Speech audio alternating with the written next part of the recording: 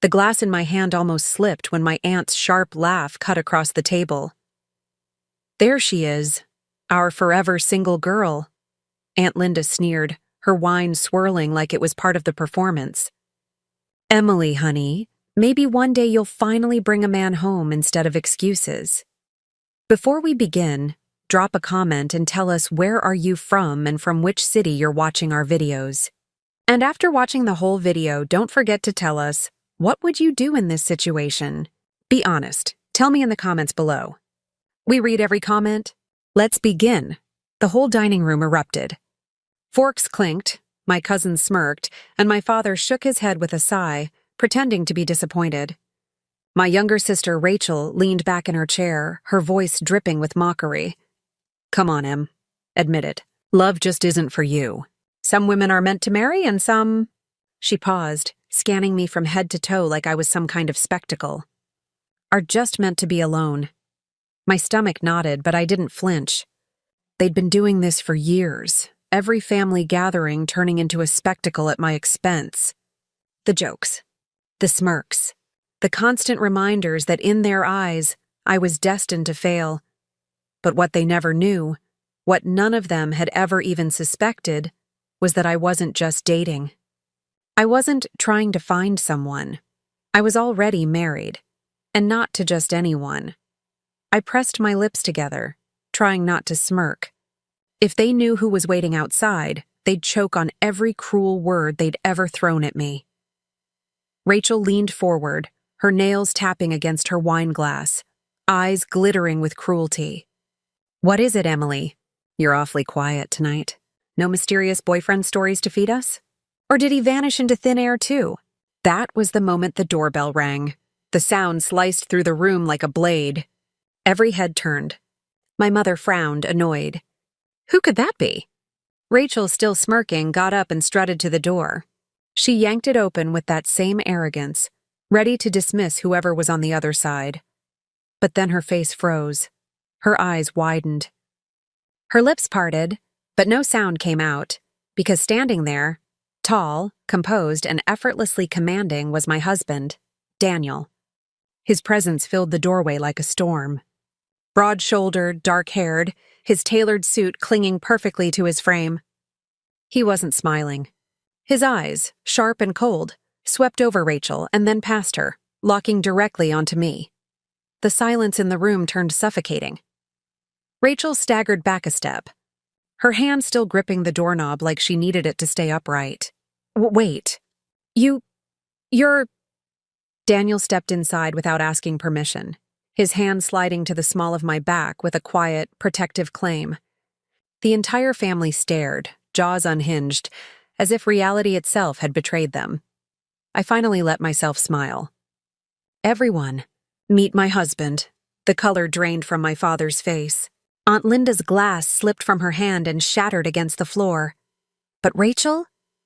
She just stood frozen, her voice trembling as she finally whispered the words that turned the room into complete chaos. "Emily, you're married to him?" The air in the dining room had gone still, like every breath had been stolen the moment Daniel walked in. Rachel's smirk had vanished, her jaw tight, her eyes darting between me and the man who now stood with his hand steady against my back. For once, she had no clever insult.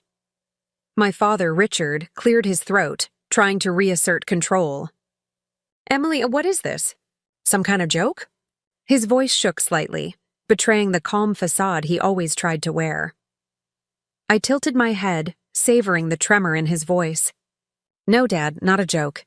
This is my husband." Daniel's gaze swept across the table, calm but unrelenting. The weight of it made my cousins avert their eyes. Aunt Linda, usually the loudest voice in the room, pressed her lips into a thin line, her fingers trembling as she tried to pick up her shattered wineglass pieces. Rachel finally found her voice. "Married? To him?" Her voice cracked, and her hand flew to her chest like she was struggling to breathe. "Emily, do you even understand who—" Daniel's deep baritone cut her off. "She understands perfectly." His voice carried authority that made every head snap back to him. "And I suggest you remember whose home you're standing in before you continue disrespecting her." The room shifted. They all knew what that meant. Margaret, my mother, looked between us with wide eyes. Emily, why didn't you tell us? Her tone wasn't motherly concern. It was sharp, almost accusatory, as if I had betrayed them by keeping this secret. I gave her a steady look. Because you never would have believed me. You've spent years laughing at me, calling me hopeless, reminding me I'd never be good enough for anyone. Why would I share the most important part of my life with people who only take pleasure in tearing me down? The silence was deafening. Daniel's hand squeezed my back gently, grounding me, and when he spoke again, his voice was steel. I've listened long enough. Emily deserves better than the treatment she's received here. You mocked her, doubted her, and all the while she was building a life far beyond your shallow imagination. Richard stood, trying to reclaim authority. His voice was louder now, but not steadier. Look, Daniel, or Mr. Carter, whatever name you go by, I don't care who you are. She's still my daughter, and I deserve an explanation. This secrecy? It's unacceptable. I couldn't help the laugh that escaped me, a laugh full of bitterness I had swallowed for years. Unacceptable? Dad, what's unacceptable is the way you paraded my failures at every dinner table. You made me your family's punchline. And now you think you deserve answers? Rachel's face turned red, her voice sharp with desperation. You could have told me. Me, your sister. Instead, I had to find out like this, opening the door and seeing him standing there. Do you even realize how humiliating this is for us? I turned to her slowly. Humiliating for you? Rachel, you built your self-worth on putting me down. Every insult, every snide laugh, every eye roll, you lived for it. Maybe now you'll finally understand how it feels to be on the other side. Daniel's presence loomed beside me, and when his eyes fixed on Rachel, she dropped her gaze instantly. Aunt Linda finally piped up, though her voice was weaker than usual. Emily, dear, we only teased because, well, we worried about you. You're so sensitive. My lips curved into a sharp smile. No, Aunt Linda, you weren't worried. You were entertained. I was the family's entertainment, the tension crackled. Forks lay abandoned on plates. Glasses stood untouched. No one dared move. Then Daniel pulled me slightly closer, his voice carrying finality. I think we've stayed long enough. Emily doesn't need to explain herself. You don't deserve the truth she's given you tonight. I felt my chest swell, not just with relief, but with power I had never been allowed to feel in this house. For once, they weren't laughing at me. For once, they were the ones left scrambling for words. Richard stepped forward, his face flushed with anger. Emily, don't you dare walk out that door. You're still part of this family. And if you think you can just parade around here, Daniel's voice sliced through his like thunder. Careful. One word, low but commanding, froze my father in place. His fists clenched, but he didn't move another inch. I looked back one last time, meeting their stunned, pale faces. You spent years mocking me. Years. And yet, all this time, I was living a life you couldn't even dream of. Tonight, the jokes are over. And with that, Daniel and I turned toward the door together. The sound of my heels clicking against the hardwood was the only thing breaking the suffocating silence. My sister's breathless whisper followed us out, fragile, trembling, and filled with disbelief. She really married him. The night air hit my face like freedom when Daniel and I stepped out of that suffocating house. The headlights of his black SUV cast a glow across the driveway. My heart was still hammering from the way my father's voice had trembled, the way Rachel had stared at Daniel as if she'd seen a ghost. But before we reached the car, the front door flew open. Emily, wait! Rachel's voice cracked as she stumbled out onto the porch. Her arms were wrapped around herself, as if the autumn chill had finally found her. Daniel paused, his hand tightening protectively around mine. His eyes flicked back, sharp, cautious. Rachel's gaze darted to him, then back to me, her tone no longer mocking but desperate. I didn't know. If I'd known it was you... She trailed off, her face pale. Why didn't you tell us who your husband is? Daniel didn't flinch.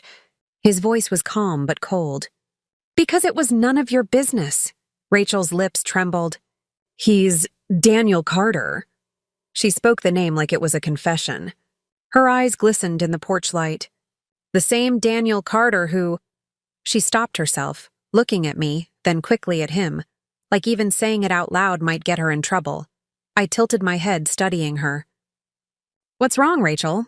Suddenly speechless? You never had a problem finding words when it came to mocking me. Her shoulders slumped, and for the first time in years, I saw fear instead of arrogance. You don't understand, Emily. He's powerful. People don't cross him. Daniel's silence said more than her words ever could. Rachel's voice broke into a whisper. Dad knew. That's why he looked like that in there. He recognized you. He always said if we ever came face to face with you, we needed to... She stopped again, shaking her head. I blinked, stunned. My father knew who Daniel was. All those years mocking me, dismissing me, calling me a failure. He'd known. My chest burned with a mix of fury and betrayal. So he wasn't just mocking me for fun. He wanted me to stay small, invisible. He didn't want me to know what I already had. Rachel bit her lip, her voice trembling. Emily, please, you don't know what kind of man you married. Daniel finally turned fully toward her. The porch light caught the sharp cut of his jaw, the steady fire in his eyes. And yet I've never once raised my voice to your sister. I've never once treated her the way you all did. Ask yourself, who's the real danger here? Rachel flinched, her face crumbling. She had no answer. I stepped forward, my words sharp. Rachel, do you hear yourself? You're terrified of a man who's only ever shown me love and respect.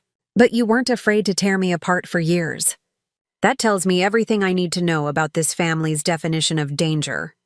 Rachel's eyes filled with tears. But Daniel tugged me gently toward the SUV. We're done here.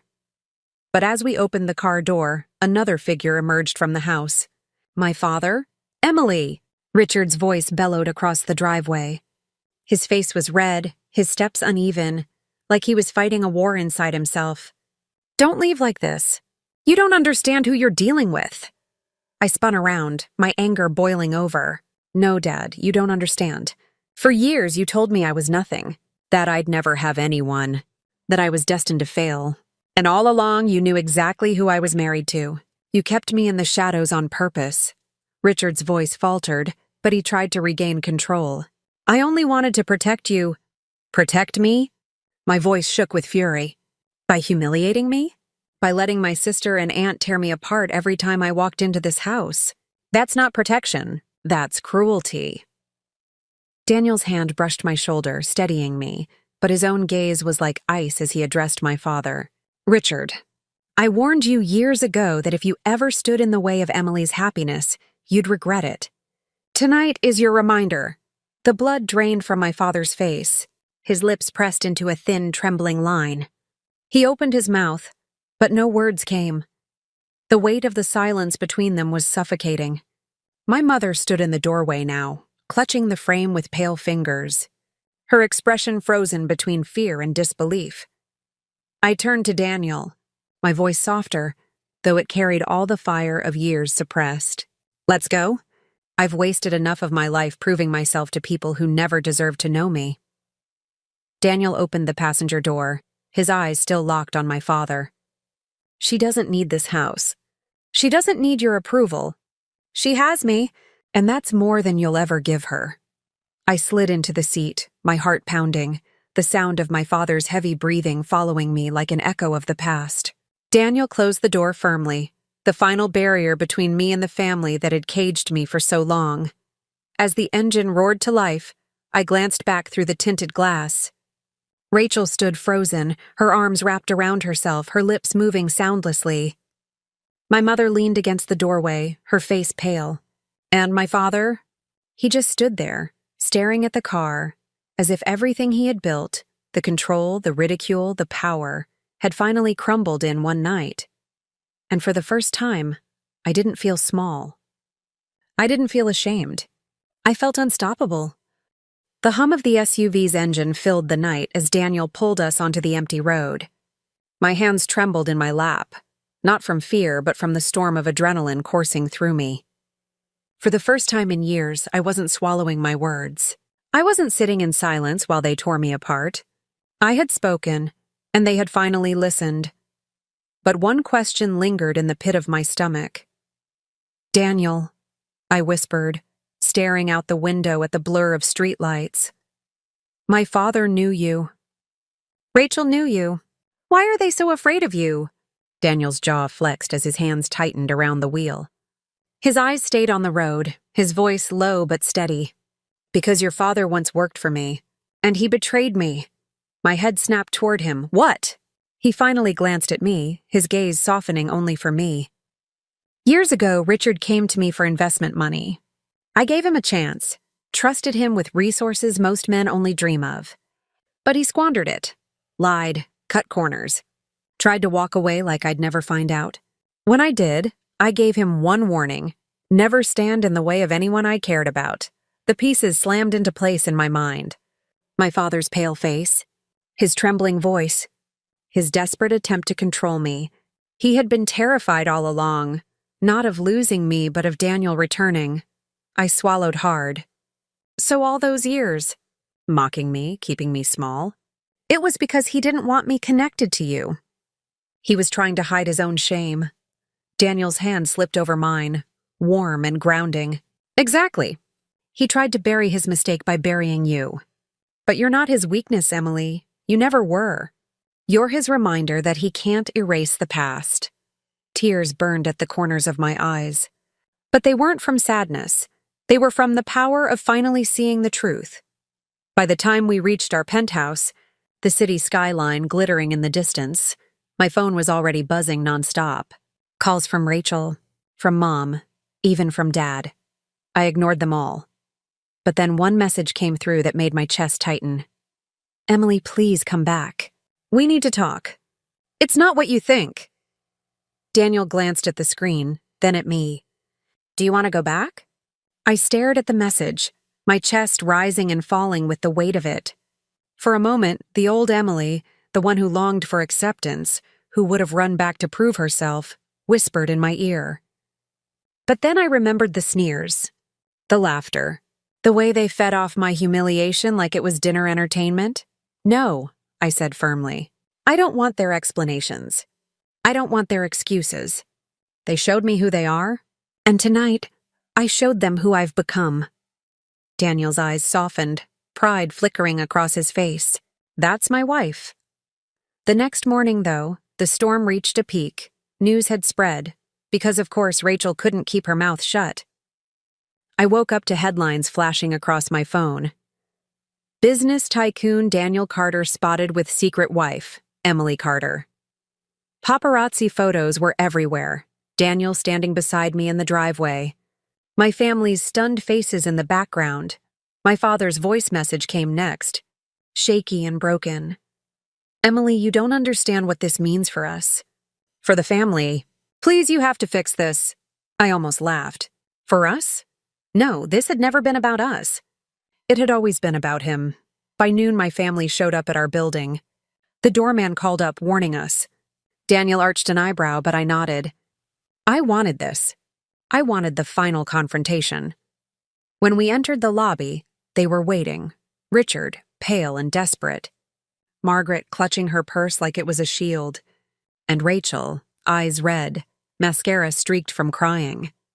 My father stepped forward first. "Emily, listen. I know I made mistakes, but you don't understand the weight of what's happening.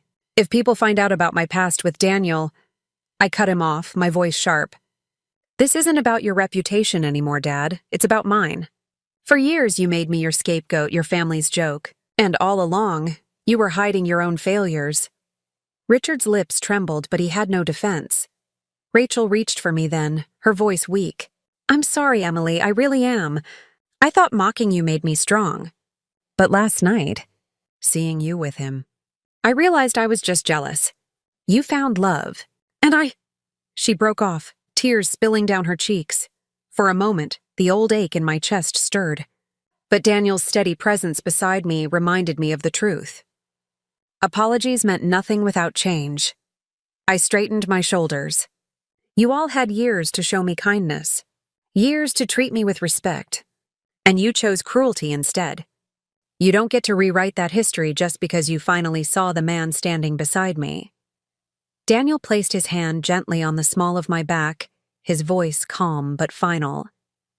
Emily doesn't need your approval, and she never will again. The weight of his words hung heavy in the air. My father's eyes dropped to the floor. My mother's lips pressed tight. Rachel sobbed quietly, but I didn't move to comfort her. Not this time. I turned, my heels clicking against the marble as I walked toward the elevator with Daniel at my side. And as the doors slid shut, I felt it, an unshakable certainty. For the first time in my life, I wasn't the family's disappointment. I wasn't the joke. I was the one who walked away, leaving them in silence. And I wasn't walking alone.